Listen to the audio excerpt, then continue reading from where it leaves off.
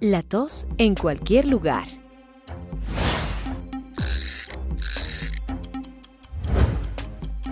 ¡Qué buen muchacho! Pero qué tos tan mala la que tienes. Suena como tos de las perreras.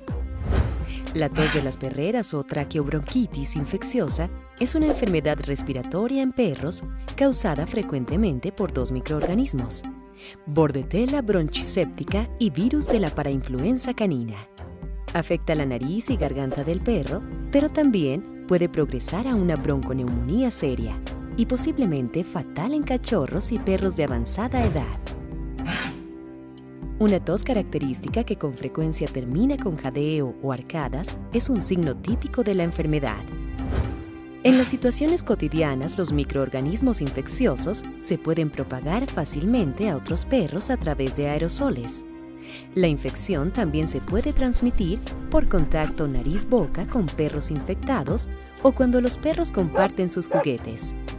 Debido a que solamente un pequeño porcentaje de perros son vacunados, la enfermedad se puede diseminar rápidamente, ya que los perros pueden contraer la tos en cualquier sitio, no solamente en guarderías o perreras. El término tos de las perreras puede ser un poco engañoso. Por lo tanto, es importante proteger a su perro en donde quiera que vaya. Pregúntele a su veterinario si la vacunación intranasal contra Bordetella bronchiséptica y virus de la parainfluenza canina hace parte del esquema anual de su perro. Las vacunaciones intranasales son fáciles y adecuadas, debido a que llegan directamente a la nariz y garganta. Con una sola pequeña gota en la fosa nasal, su perro puede protegerse durante un año completo.